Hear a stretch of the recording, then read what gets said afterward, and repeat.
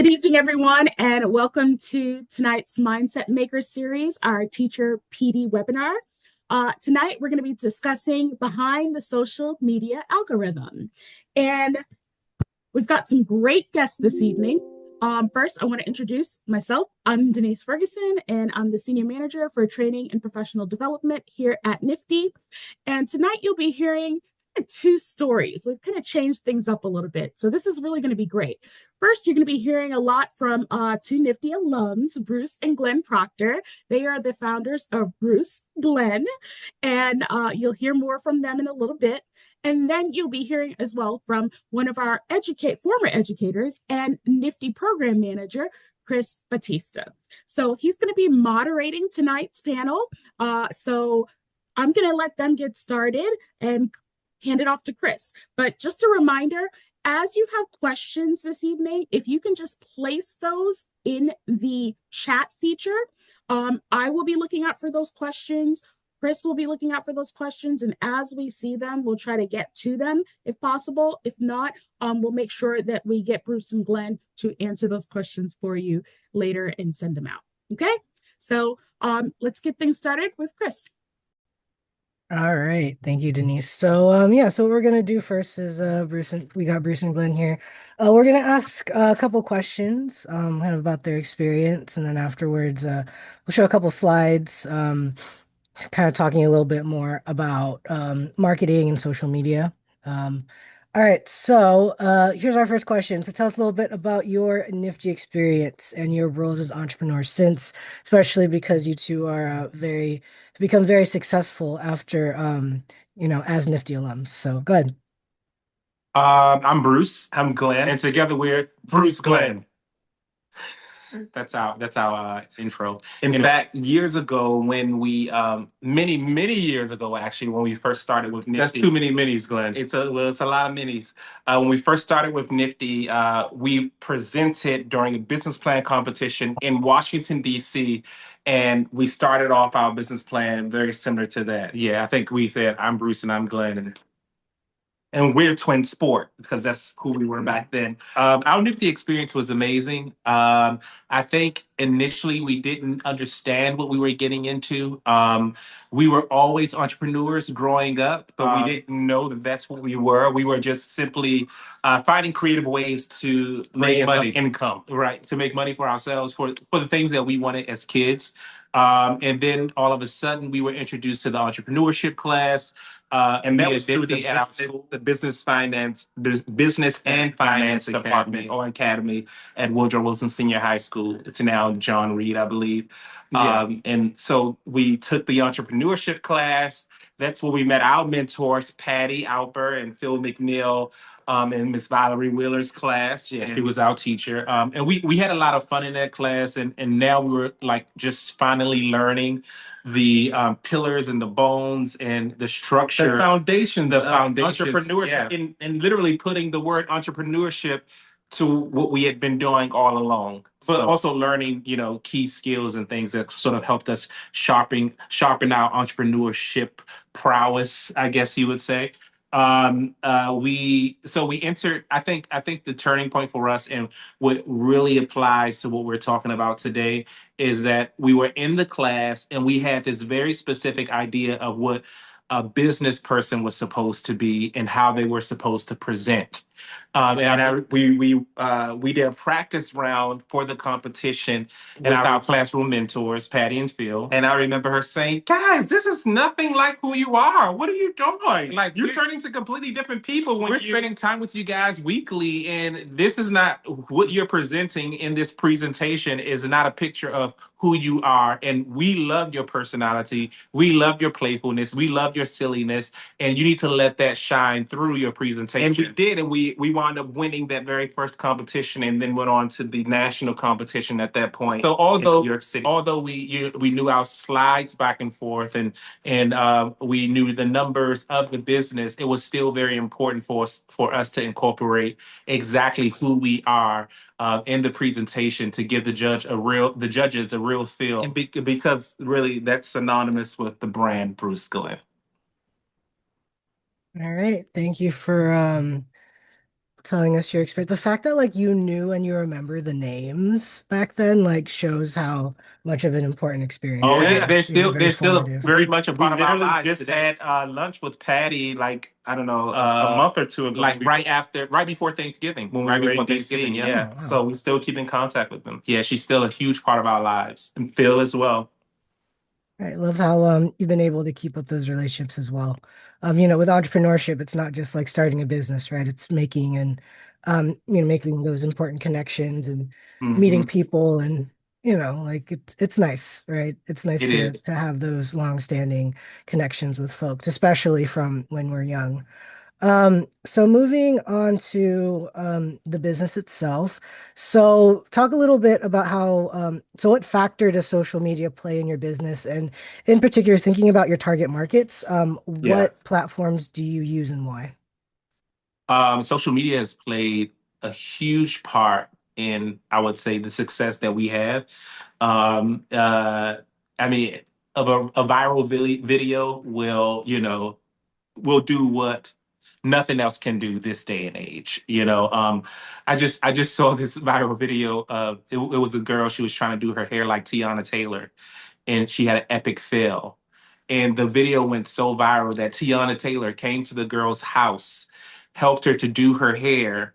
And now this girl has all this access and this moment, this opportunity because of a viral video. So the same thing translates to the business realm. And that has been like our key to success, like a viral video. It About is this really product. one of our, if not I would say only, not only, but one of our main forms of marketing. Yeah, if we look at like the traffic convert funnel. the funnel of traffic on our site, most of it comes from our social media, comes from Instagram.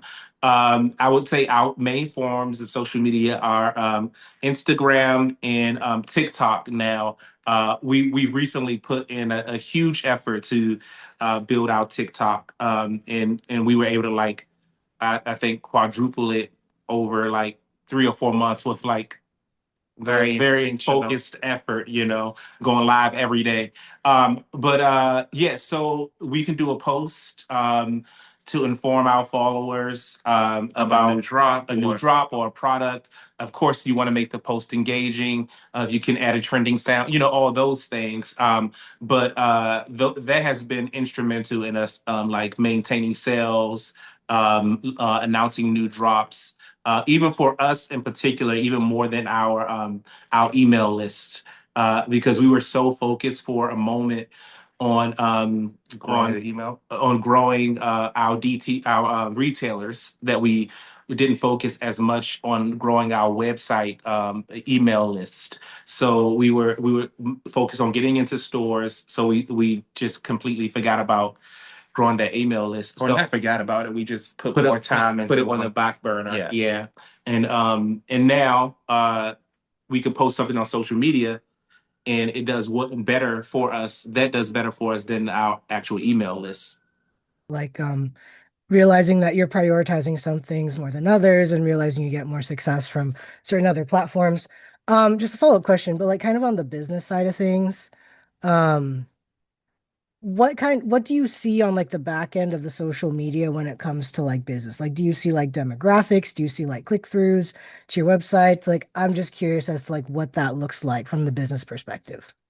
On the in within the like the framework of social media, you don't really see the click throughs from the social media posts to the website, but you do get a chance to see the demographics. You do get a chance to see the age ranges, the sex, and also where they might be, Which is very walking from helpful with city or because state. like the goal for social media for us these days is not necessarily to cater to who's following us now. We're always looking that our social posts would expand beyond our current following. Of course, our current following, they want to respond to it too because they're here for the brand. But it's our hope and our goal every The time that we algorithm post the algorithm theories pick it up and then launch it out into into a further reach than and then it's always just really interesting to see what demographics are gravitating toward what kind of posts.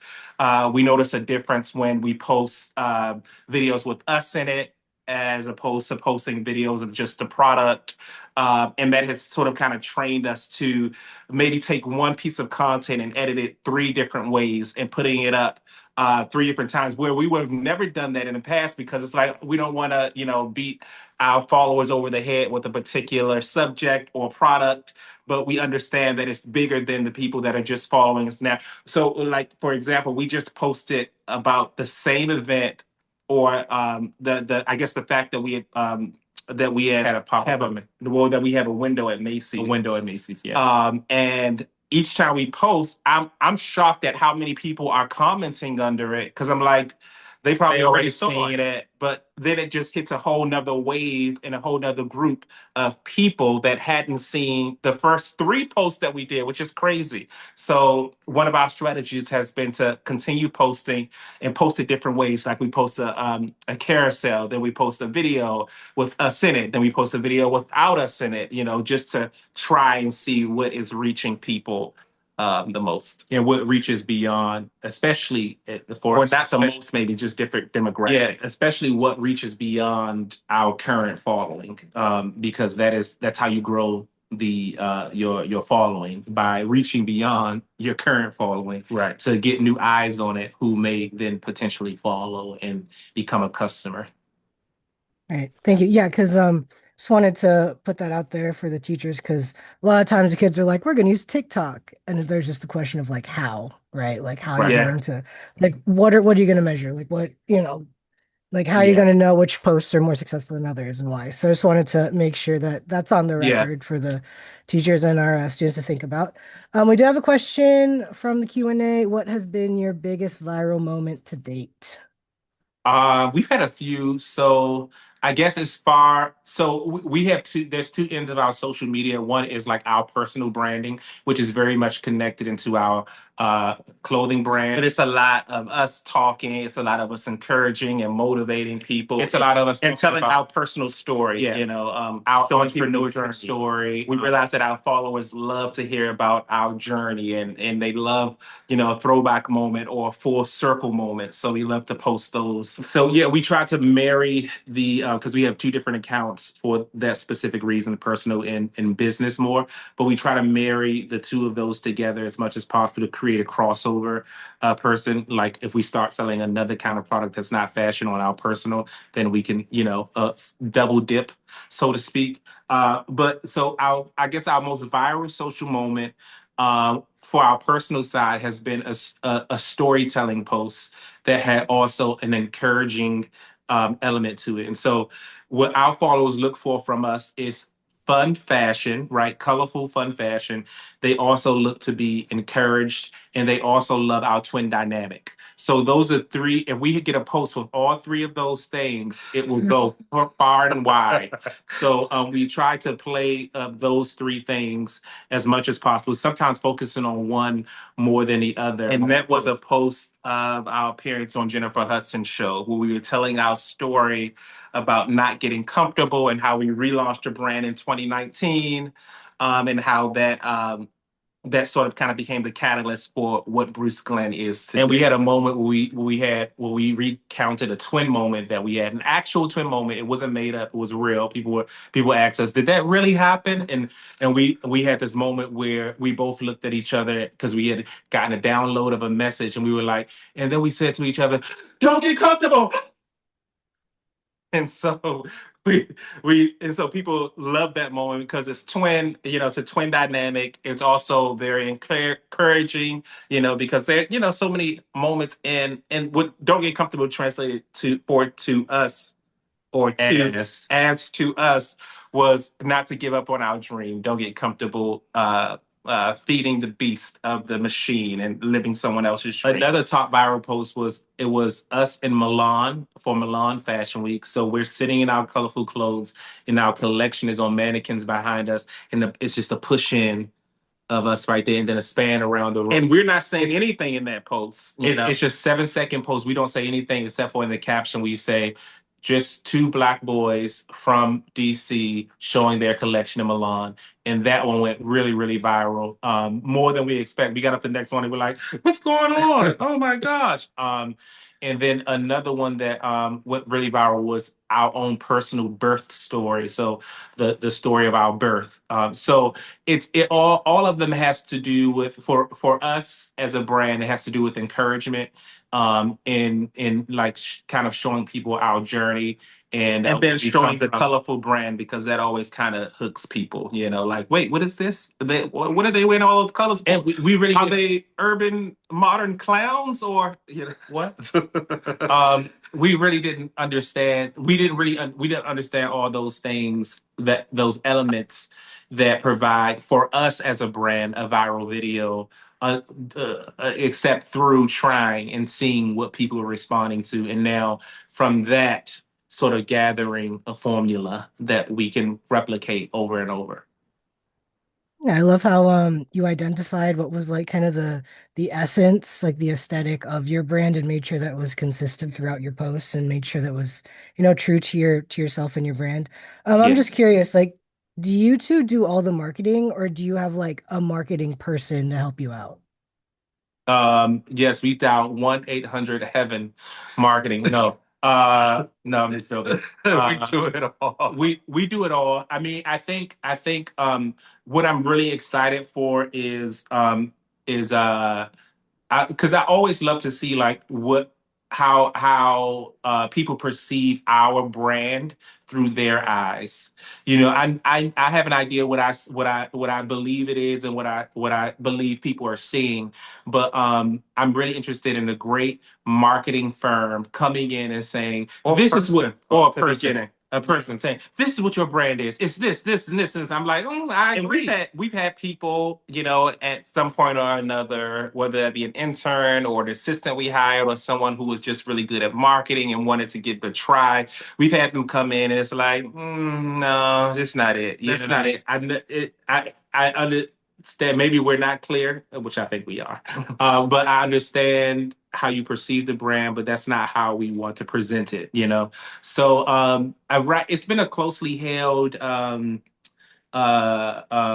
responsibility to market the brand, and I think that most of that is because we were still in the process of learning what it was along the way and identifying the things that make us who we are, and also something that happened, I would say, 5 years ago for us when we really began to pinpoint our brand was being accepting who we were as a brand, as opposed to trying to duplicate what we see out there already. Yeah, I remember one that's as new as 5 years old. Yeah. 5 years. I remember when we first moved to LA, and I think it was about 4 years ago. We had met a guy who is a peer of ours, and we're friends.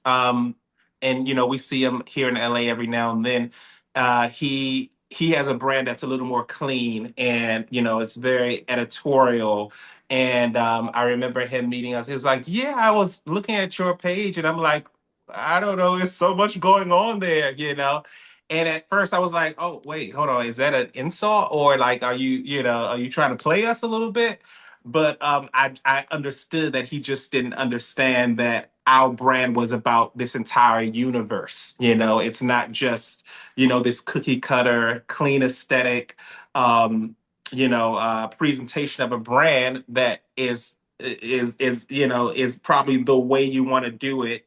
But we understood, at some point recently that it was 5 years. It was just a display of what's on the inside of us, and people have been responding to that because I think more people are a little chaotic in their thoughts and their viewpoint than you would think. Yeah, than they present. Yeah, but we Hey, just let it all hang out. talking about social media, it's a rapidly changing field, right?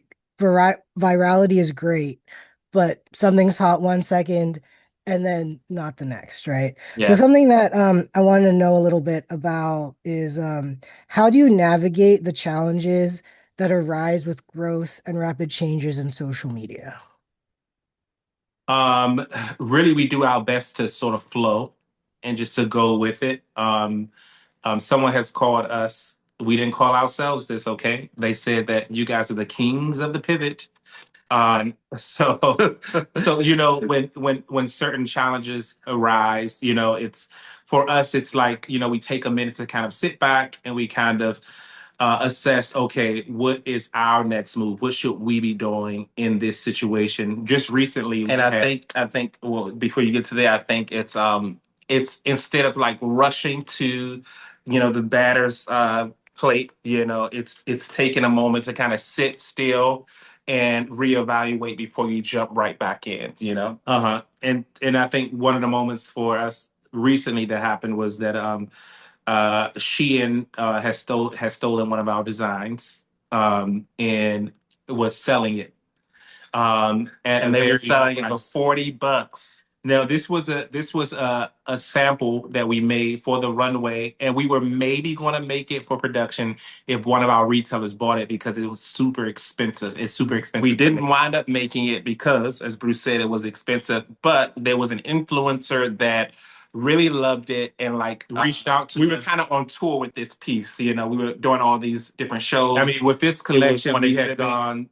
No, not that one. Oh, that was It was on exhibit in New Orleans, and it was on exhibit in LA. And so once we finished with it, we were like, okay, you know, we're not going to use this sample anymore. Would you like to buy it? And So she we said dry cleaned it for her, and she bought it she, for a very expensive price. and so she's the only one that owns this vest, right? It's a maxi puffer vest that has very intricate quilting stitching that costs a lot of money to make. She posted it and it went viral. And it wasn't even a reel. This was just a photo set that she posted and it went viral. On her own platform, which got us a lot of followers and, you know, a lot of people interested. And so, as a response to it, we made a denim maxi vest that was in the same print, but it's obviously not a quilted puffer. Right. This You know, quilted puffer, we quoted people for a custom one, $2,500 for a custom quilted puffer.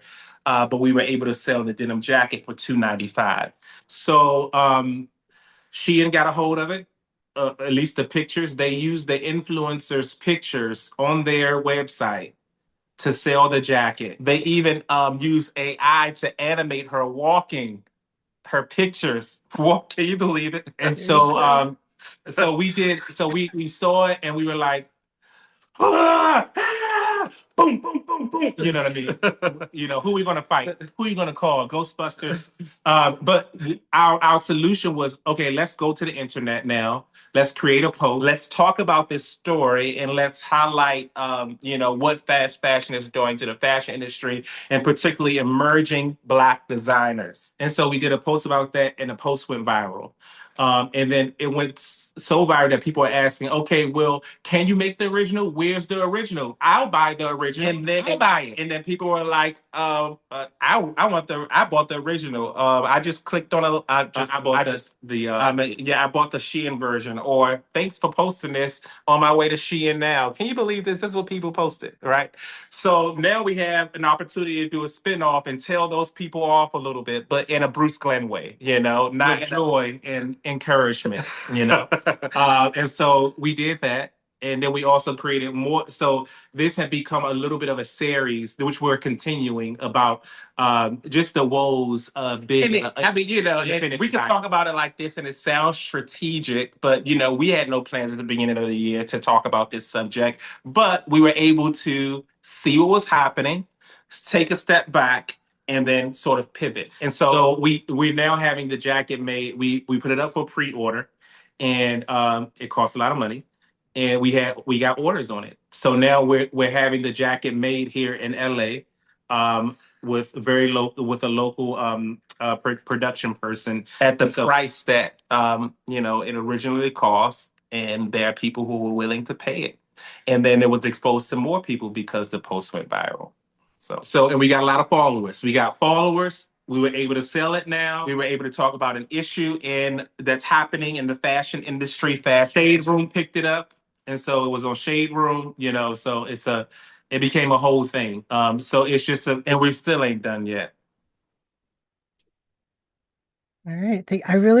The word pivot is definitely probably one of the most like entrepreneurial words ever, right? Because as you said, like you run into obstacles and then you have to pivot and then figure out how to deal with the problem.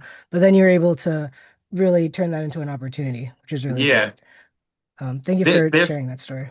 there's really always an opportunity, like, if you're able to step back and look at it from a different angle. It's never a moment that has to stay a negative moment. So, thinking about your own experience and thinking about, your own experience in the in our entrepreneurship programs. So what are some best practices or tips our educators can use to guide their students on building marketing campaigns or on social media platforms? So in particular, thinking about like your own experience, Hmm. what are ways in which teachers can help students like understand what marketing is? So it's not like, oh, we're going to use Instagram. Like, Yeah. what's going to help these kids think deeper about social media?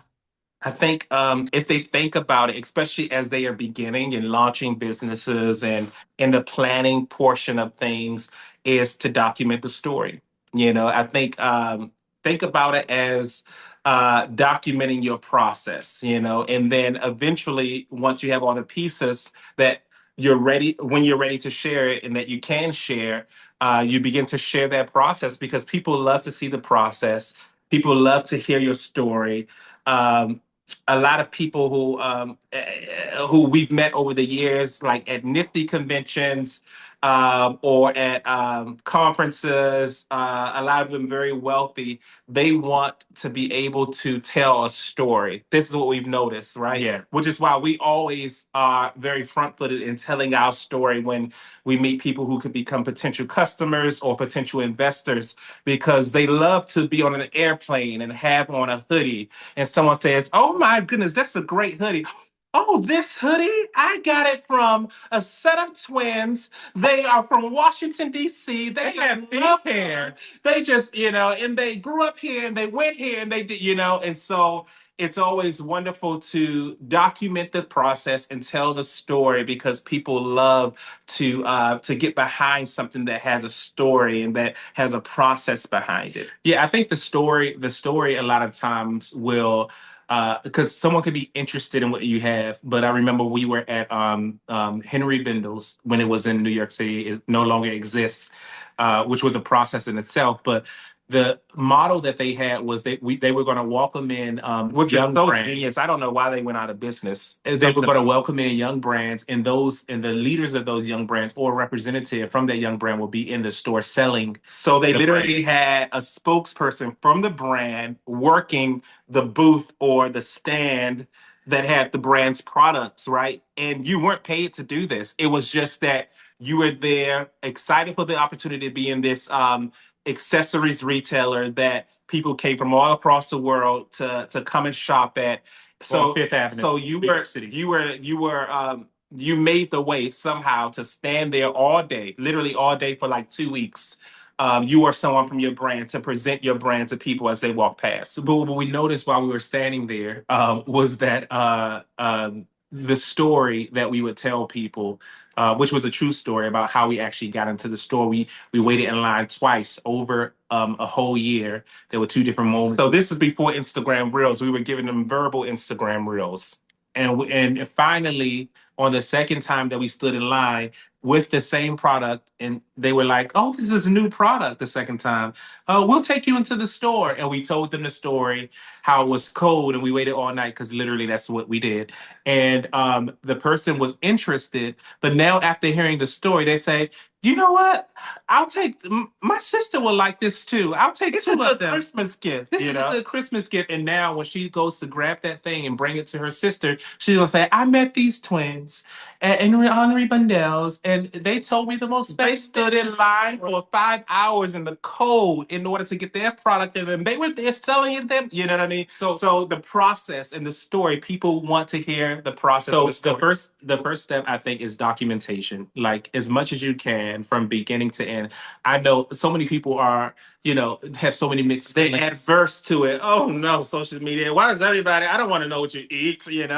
And that's all fine. I get it. I understand. But it's the world we live in, and there is so much money and so much marketing, so much money to be made and so much marketing to be done. And so in a world full of eyes that you can get in front of overnight. Free marketing. You know, you got this girl on social media singing Dr. Pepper. And now she has and now she's got a $2 million deal with Dr. Pepper because of a viral reel of her making up her own jingle. Dr. Pepper paid her $2 million and used the jingle in a commercial. So there's so much potential. I mean, and you don't have to be an expert at it. You don't have to be the expert at editing. And that's when I think freedom happened for us, when we realized we don't need to hire a cameraman for everything. We don't need to get a master editor for everything.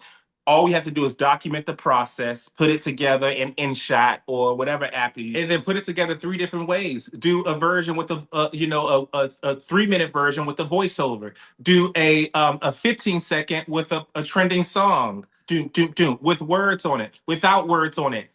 Edit it 3 or 4 different ways. And that's why I love TikTok, because TikTok you could put up 300 videos a day. You know what I mean? And like, it has the potential that one of those videos could become viral and take your business to the next level. So documenting the process, telling your own personal story, and I think the more raw you can be, the better. You know, the more in depth you can be, the better. And then the last one is what was it? Was seizing the moment in the pivot, which I think seizing the moment in the pivot. That's what we talked about. So you know, everything may not be as you plan, and maybe in the middle of putting out what you planned as a social media plan, you might have to somewhere along the way pivot. You know, we usually have an idea for at least a week or two ahead of time of content. But we were doing a whole food series. We were doing Chinese food on our personal Instagram because people were starting to respond to us cooking, and so.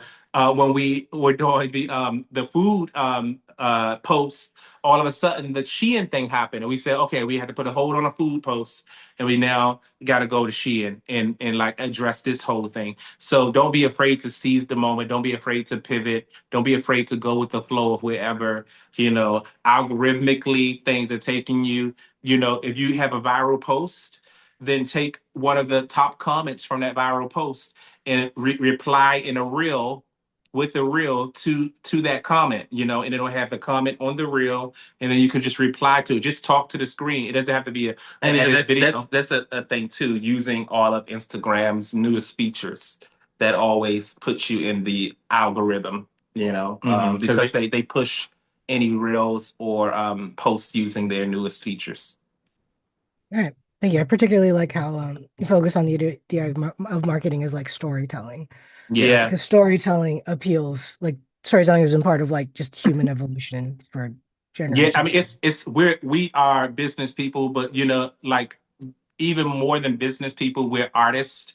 So it's important for us to think of things through a lens of what motivates us. I'm more motivated to storytell than I am to market. You know what I mean? So sometimes we just have to think about things in a way that motivates us to get the job done. We're doing the same job, but if I think about it from a different point of view, then I'll be more inclined to do it.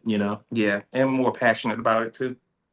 All right, thank you. I do see we have a question in the chat. Denise, could you reword that? I'm not quite sure.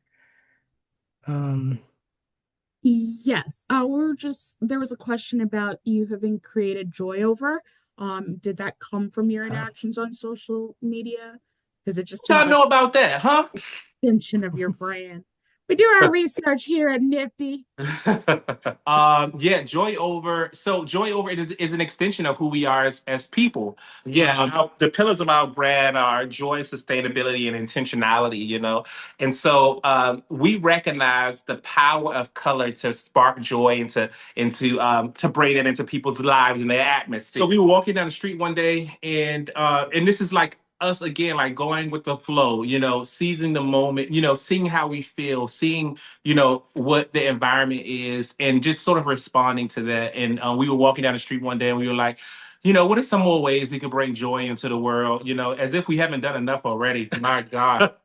Oh Lord, we're bringing so much joy. It's crazy. No, I'm joking.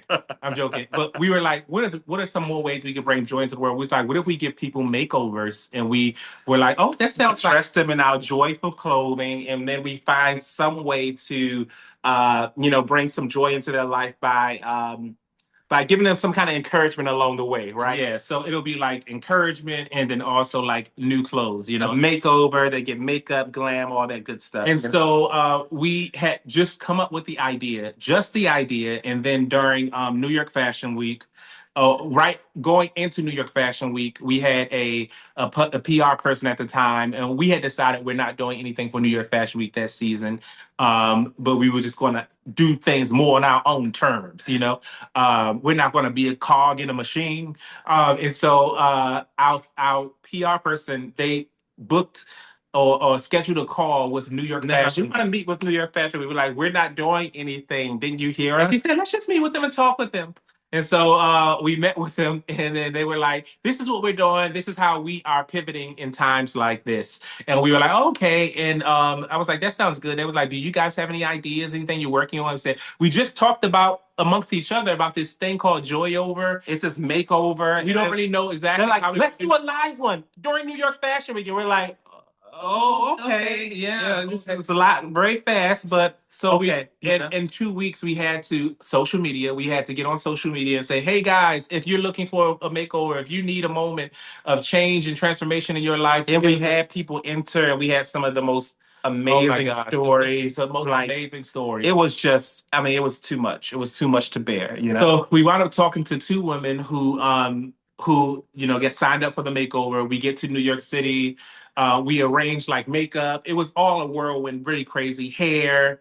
People volunteered their time to do it, to be a part of it, because it was, we weren't getting paid. Nobody was getting paid. You know what I mean? And so they volunteered, they did the makeover, and we were just so surprised and shocked to see what happened amongst the women who were just there in the room. They were having their own kumbaya. They were praying. Sister circle. They were like, girl, it's going to be okay. I got divorced last year, and you're going to be okay. And I was like, and they were all so happy, and they got dressed. It was just such an amazing. And then we presented them during New York Fashion Week at a pop-up that New York Fashion Week sponsored, and it was just a beautiful thing. And so we realized in that moment that this had to be something bigger than this moment. And so, and we didn't realize how big, because then we went to a event, and one of our peers, Jackie Aina, an influencer, she was like, what did you do? And we were telling her about the whole thing. And she was like,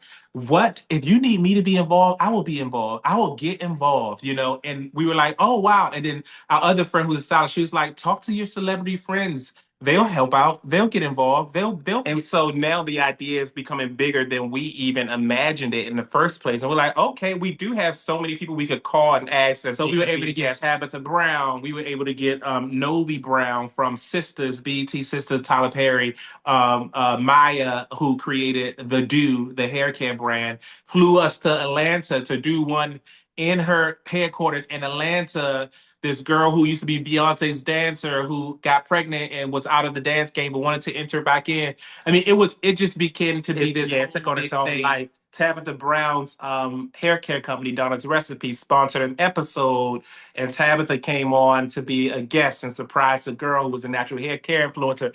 So, and then gave the girl a spot as a Donna's Recipe influencer. It just became this whole thing. But I think the important thing behind Joy Over, that it was still a part of the DNA of who we were as a brand, as people, which is why I think that once the ball got rolling, it just kind of people were able to connect it. Like I DM'd Tabitha Brown just before I had her personal phone number, a voice note, and I was like, hey, we have this project. We'd love for you to be a part of it. She said, baby, I don't even need to know anymore.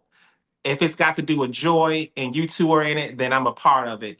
And so it was easy for people to latch on to it because they had already known the brand that we had built on social media. Thank you for sharing your story, and in particular, kind of how organic your marketing strategies are, because we're kind of it's a great contrast to kind of what I'll be covering next, which is kind of a big corporate brand. I found your Instagram. And something that was definitely really interesting was just like how the tiles together create like this overall aesthetic where I don't even need to like click on a picture or video, like I know who you two are. So that's an example of like really effective marketing, right? Like you see it even when you log in, right? Same thing with the website.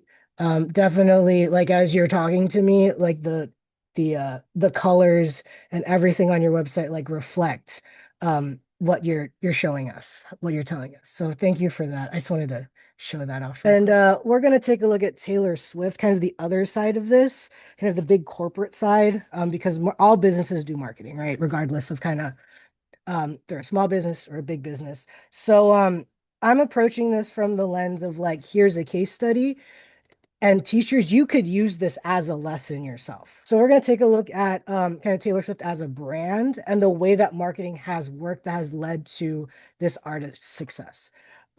So this is our objective. Again, you can use this in class if you want. So we're going to analyze the success of Taylor Swift's brand marketing.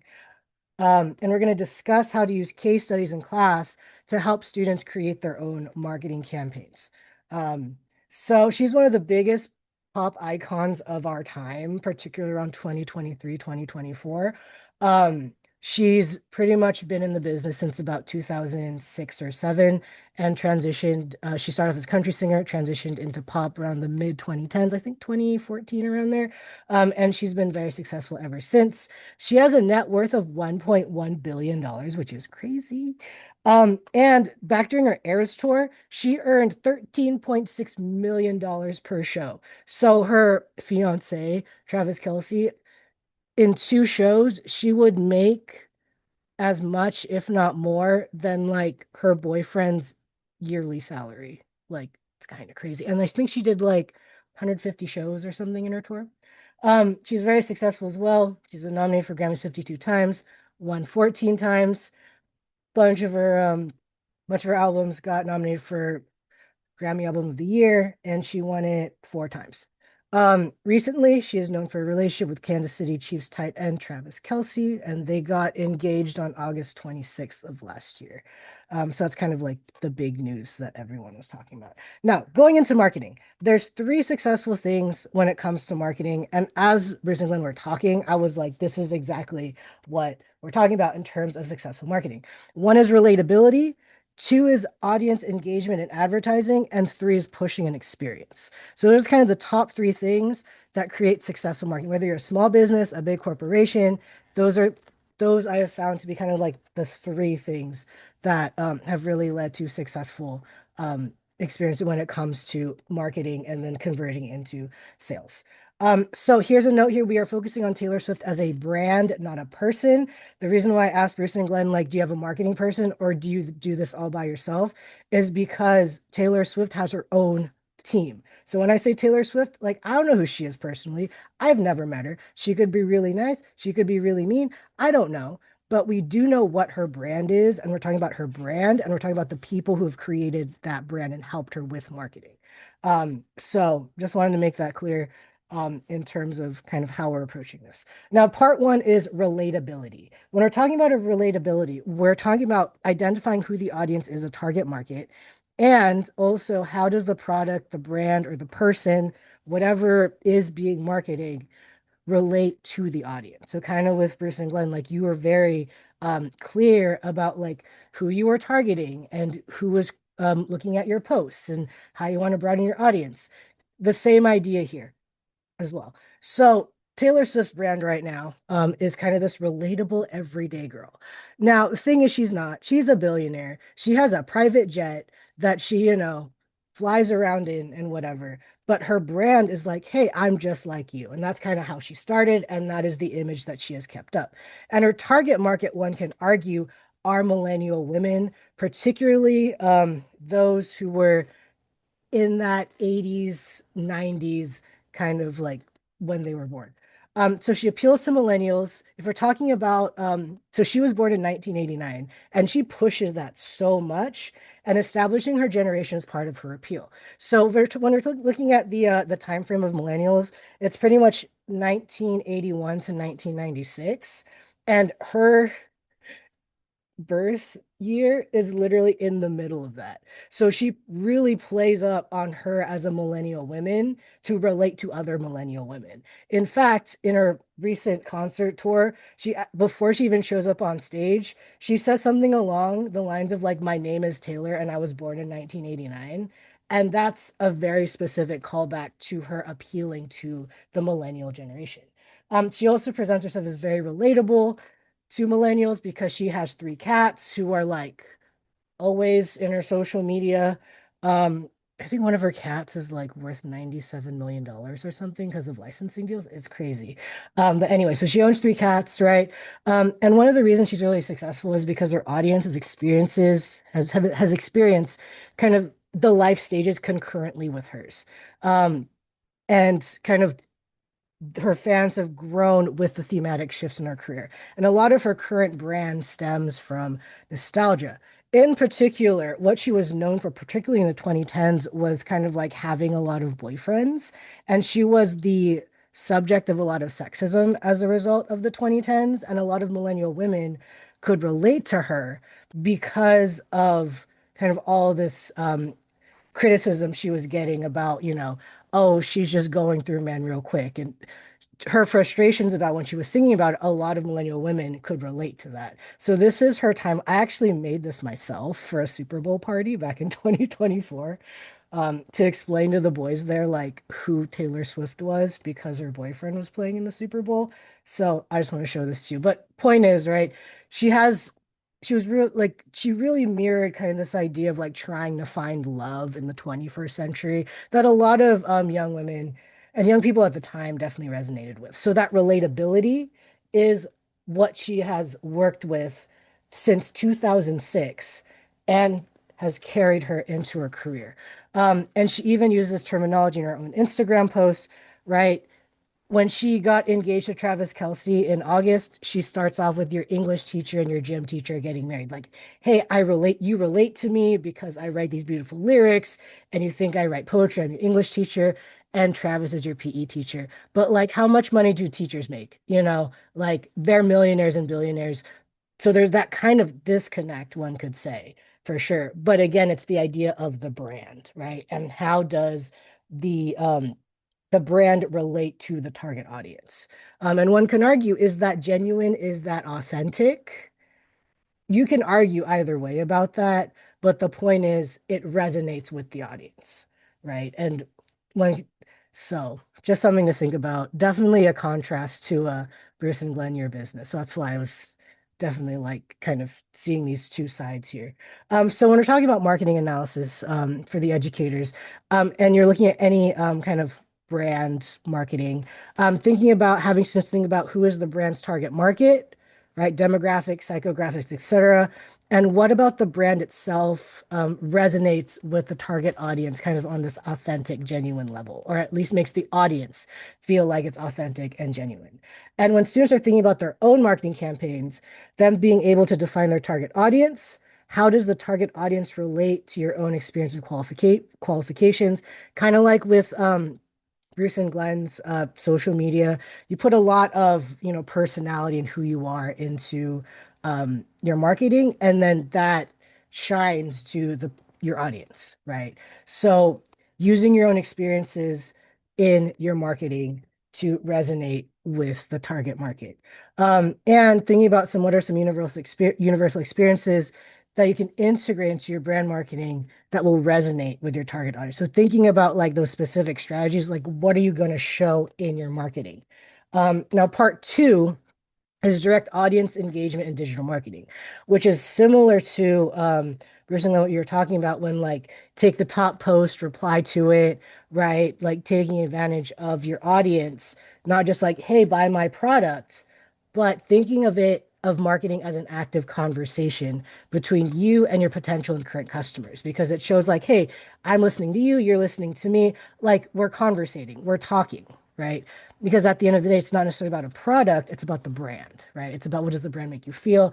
Do you feel like the brand respects you? Do you feel like the brand is engaging with you? So here's like a super, it's not extreme, but like it's a very fascinating example of how marketing is used, called the QR code scavenger hunt. And I find it really fascinating because it was kind of this blend of real world and social media and the audience like kind of taking it and just running with it, which is just so fascinating as a case study. Now, the thing about this is if your marketing is effective, it will reach beyond what you post. Right? We're talking about the idea of virality, right? People are going to talk about it amongst themselves. So the idea of word of mouth is essential for marketing, right? When folks start talking about your brand, talking about your business, talking about your product or service, you don't pay for that. But that is propelling your marketing forward, and that's helping you with your sales and building your brand. So this had to do with the upcoming release of our 2024 album, The Tortured Poets Department.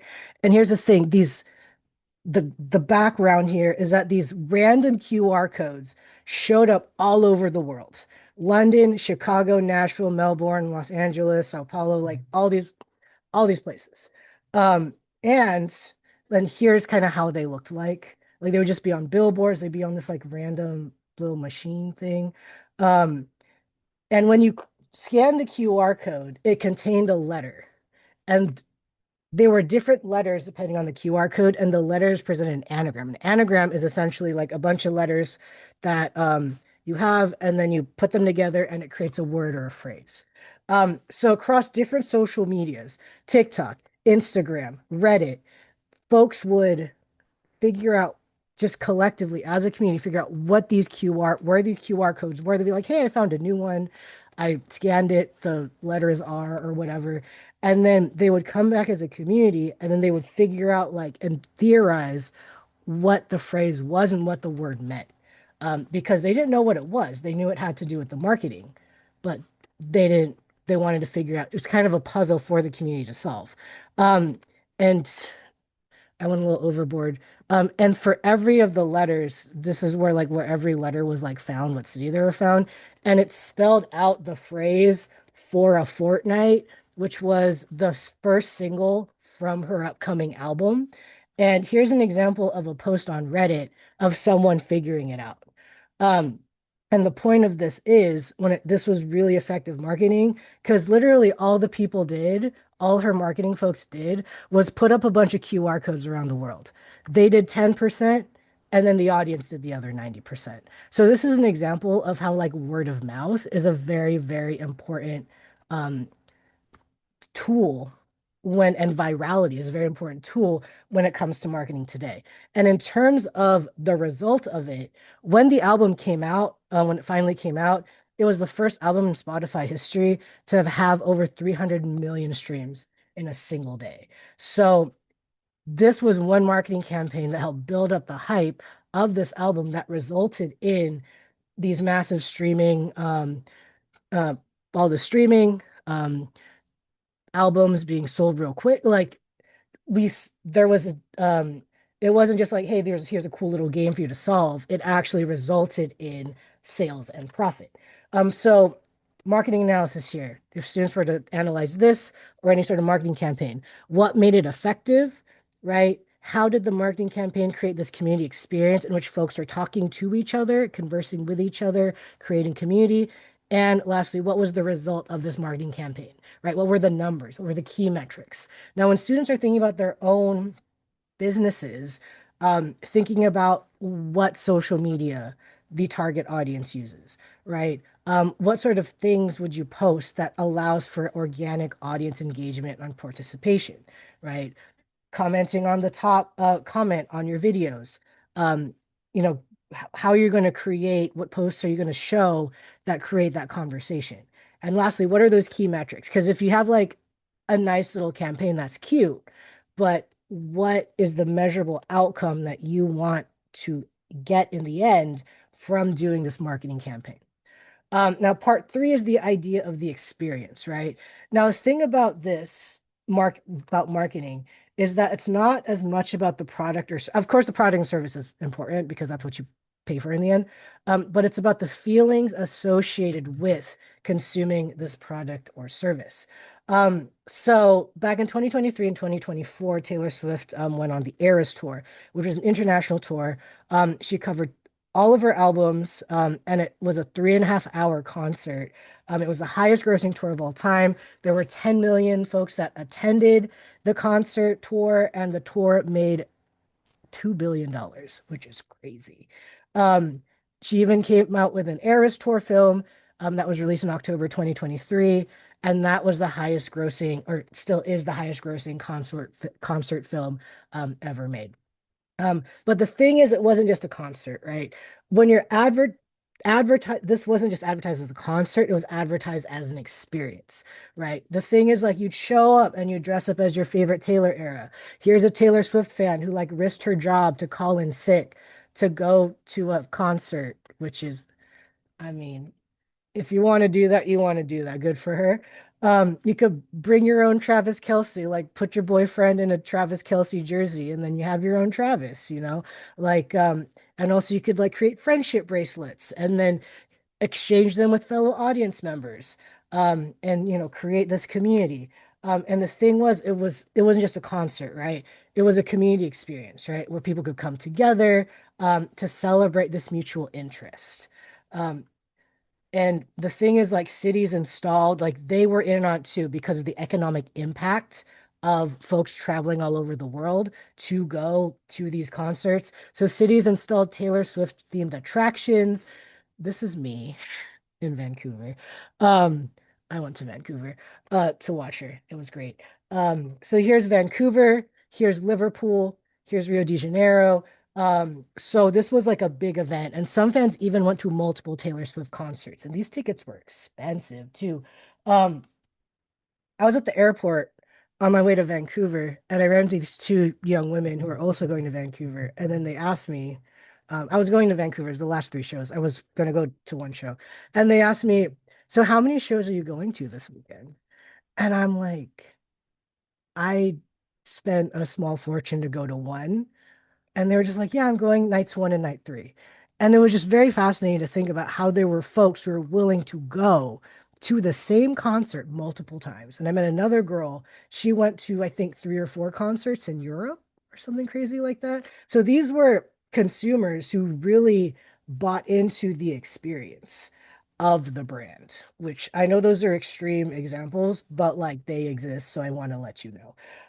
And this whole tour like created this huge economic impact. Uh, as you can see in this little table, 58% of the audience goers are between 35 and 64 years old. The millennial age group is about 35 to 45. So we could see that like um, we see like the target audience definitely reflected in that. So we're talking about marketing analysis, thinking about like what is the experience the brand offers that motivates people to purchase the product? How does the experience of the brand differ from their competition, right? A Taylor Swift concert is very different from a Lady Gaga concert, very different from a Beyonce concert, very different from a Chapel Roan concert. How is it different, right? What's going to make people want to spend that money to go and have that experience? And what needs or wants does the experience provide that establishes a strong customer base? Now, when students are doing their own marketing campaigns, I'll wrap this up real quick. I'm sorry, I know we're at 6. So what's this unique experience that your student's brand is offering that differs from your competition? If your student wants to make a burger joint, well, what is the unique experience that those hamburgers are going to give to the consumer? Whether it's the ambiance or the aesthetic or whatever, that's going to be different than McDonald's or Burger King or whatever, right? Um, and what needs or desires does your product or service fulfill for the customers that will keep them returning to your product? I know folks willing to drop like $1,000 per ticket for a Taylor Swift concert is an extreme, but the thing is people are willing to do it. So how are people like what are you going to do for your customers? What are you going to offer your customers? What positive experience that's going to want them to keep coming back? So relating to the Nifty curriculum, I definitely kind of integrated these kind of different questions when it doesn't just have to apply to like this whole case study I gave you, but any sort of marketing campaign that students are going to go over. Uh, I'm going to go through this quickly. I really want to watch the Polar Bear commercial, but we don't have time. It's okay. It's okay. Can we send out these slides? Okay, perfect. So we'll send out the slides. So some lesson ideas to think about here when we're looking at this. You could use this case study if you would like, or you could use another. Students can look through their own social media and what personalized advertisements show up for them, and that they can analyze the effectiveness of the ads, right? Because of with the algorithm, what the social media shows us are things that it thinks that we want to see. So students can like go through their own TikTok or go through their own Instagram and kind of check out what ads are targeted towards them and do they think it's effective. Teachers, you could find like a series of effective commercials or marketing campaigns. Super Bowl Sunday is always a fascinating time to find interesting commercials and have the students analyze it, right? Are they effective, et cetera, et cetera. And for the students like actual business, you could have students create mock-ups of their own marketing, like storyboarding, writing a skit, for example, of what their advertisement would look like. And they can explain how they demonstrate relatability, audience engagement, and experience, along with like what are those key metrics. So those are some lesson ideas you could use. And also something that I did was I created this kind of basic little worksheet with those questions I kind of threw out there as well. So you could use them in any sort of marketing campaign that you have students study, as well as questions for their own marketing campaign. And we could send all of this out. Tonight's session has been wonderful. I really appreciate you all coming out.